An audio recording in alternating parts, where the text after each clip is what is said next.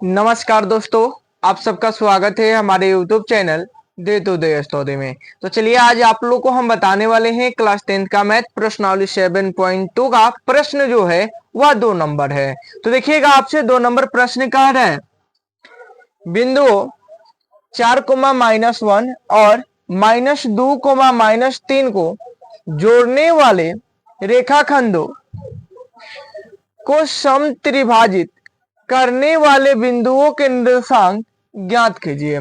यानी आपसे कह रहा है यह प्रश्न कि 4, -1 और -2, -3 को कोई रेखाखंड जोड़ रहा है। इन दोनों को जोड़ने वाले कोई बिंदु हैं जो समत्रिभाजित इस रेखाखंड को कर रहे हैं। क्या कर रहे हैं? समत्रिभाजित कर रहे हैं। तो आपको क्या करना है कि वह जो समत्रिभाजित करते हैं उन बिंदुओं के निर्देशांक याद करना है। माना कि 4, 1 को ए और -2, -3 को बी मान लिया गया। तो यह एक रेखाखंड बना। इस रेखाखंड को समत्रिभाजित करना है। समत्रिभाजित का मतलब 3 बराबर भागों में बांटना है। 3 बराबर भागों में क्या करना है? बांटना है। तो देखिए 1, 2, 3 खंड हो गया। जब 3 खंड हुआ तो यहाँ पे मानिए कि P है और यहाँ पे क्या है? Q। P का निर्देशांक x, y है और Q का भी निर्देशांक x, y है। तो दोनों स्थिति में हमसे कह रहा है कि P का निर्देशांक और Q का निर्देशांक ज्ञात कीजिए।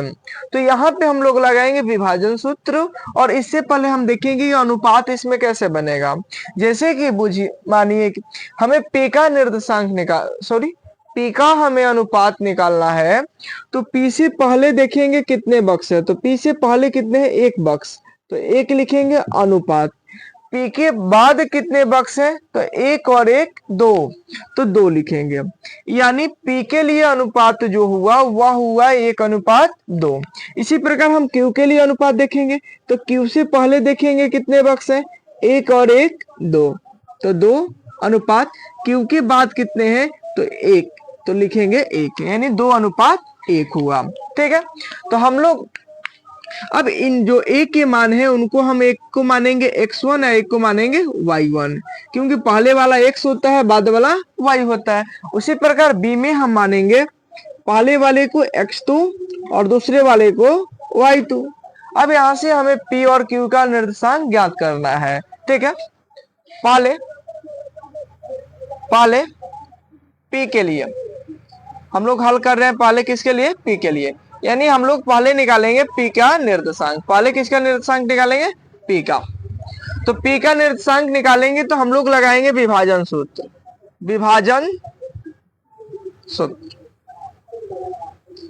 विभाजन सूत्र आपको याद होगा, नहीं याद है तो देखिए बहुत आसान होता है विभाजन सूत्र। x बराबर होता है m1x2 प्लस m2x1 बटे m1 plus m2, coma y बराबर होता है m1y2 प्लस m2y1 बटे m1 प्लस m2। ठीक है। यहां से हम अभी q के मान को मिटका रहे हैं, क्योंकि अभी हम लोग p का निकाल रहे हैं। तो q वाले मिटका दे रहे हैं, बाद में लिख लिया जाएगा। पहले अनुपात को हम बोलते हैं m1 और दूसरे वाले को बोलते हैं m2।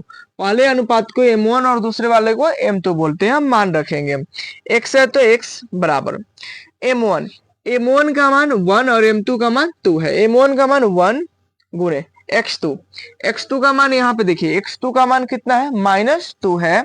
तो -2 रखेंगे प्लस m2 का मान कितना है? 2 गुणे x1 का मान 4 बटे m1 प्लस m1 का मान 1 प्लस m2 का मान कितना है?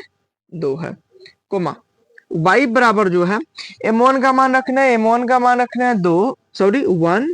गुणे y2 का मान आप देखिए यहाँ पे कितना है? -3 है। तो हम लोग -3 रखेंगे प्लस m2 का मान 2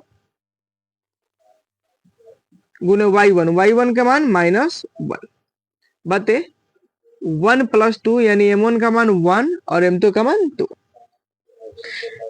x बराबर -2 में 1 से गुना करेंगे -2 होगा, प्लस 4 दूना 8 बटे 2 1 3, कोमा y बराबर गुना करेंगे 1 में -3 से तो -3 प्लस माइनस माइनस 2 में 1 से 2 बटे 3, x बराबर जो होगा 8 में से 2 गया 6 बटे 3, कोमा y बराबर -3 और -2 कितना होगा -5 बटे 3। इकातेंगे कितना आएगा, x बराबर आ जाएगा आपके पास 2, कोमा y बराबर -5 बटे 3। इसलिए p बराबर क्या था, x कोमा y, p है तो p x का मान 2 कोमा y का मान -5 बटे 3। यह हमारे पास आ गया p का मान। अब इसी प्रकार हमको q का भी निकालना है, तो अब हम चलेंगे अब q के लिए चलेंगे तो विभाजन सूत्र लगाएंगे। विभाजन सूत्र लगाएंगे। विभाजन सूत्र x के लिए क्या होता है, m1 x2 plus m2 x1 बटे m1 प्लस m2। यहाँ पे पहले x निकाल रहे हैं क्योंकि इधर जगह था, इधर जगह नहीं है, तो केवल x1 पहले निकाल ले रहे हैं, सॉरी x का मान निकाल ले रहे हैं, उसके बाद y का मान निकाल लेंगे। ठीक है, तो अब देखिए केवल यहाँ पे चेंज क्या होगा, अनुपात। जैसे कि यहाँ पे हम q लिखे थे, x कोमा y का मान निकालना है, तो इसका अनुपात कितना मान निकल गया, q का मान निकालना है, तो q वाले रखेंगे, p को मिटा देंगे। ठीक है, तो अब देखिए इसमें m1 इसमें कौन हो जाएगा, तो 2 और m2 कितना हो जाएगा 1, तो रखेंगे m1 का मान 2 गुने x1 सॉरी x2 का मान -2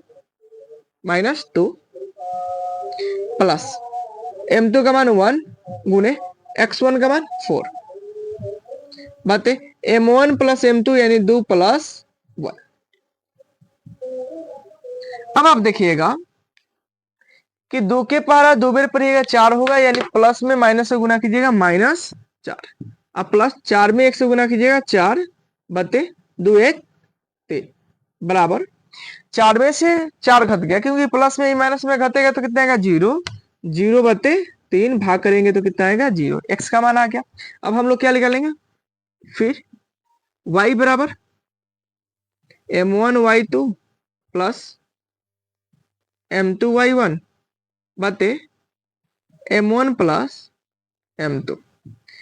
m1 का मान वहां पे देखिए ऊपर 2 है, y2 का मान -3 है, प्लस m2 का मान 1 गुने y1 का मान -1 बटे m1 का मान 2 प्लस m2 का मान 1, 3 दूना 6 माइनस में 6 प्लस में माइनस से गुना कीजिए माइनस, 1 के पारा 1 बार पड़िएगा 1 बटे 2 1 कितना हो जाएगा 3 हो जाएगा, यानी y बराबर -6 और -1 कितना होगा -7 और नीचे 3 है तो 3, y बराबर आ गया। इसलिए q बराबर क्या है, x कोमा y। x का मान देखिए यहाँ पे कितना है 0, x का मान 0 और y का मान कितना है -7 बटे 3। तो हम लोग p का भी मान निकाल लिए और q का भी मान निकाल लिए। यदि आप इसका स्क्रीनशॉट लेना चाहते हैं तो ले सकते हैं। वीडियो का क्वालिटी थोड़ा खराब होगा, यदि खूब अच्छे से देखना चाहते हैं तो आप थोड़ा अपने फोन का जो लाइट है वह ज्यादा कर लीजिएगा। आशा करते हैं वीडियो आप लोग को अच्छा लगा होगा। वीडियो को लाइक कीजिएगा, शेयर कीजिएगा, और आप हमारे चैनल पर पहली बार आए होंगे तो चैनल को सब्सक्राइब और बेल आइकन प्रेस करना नहीं भूलिएगा।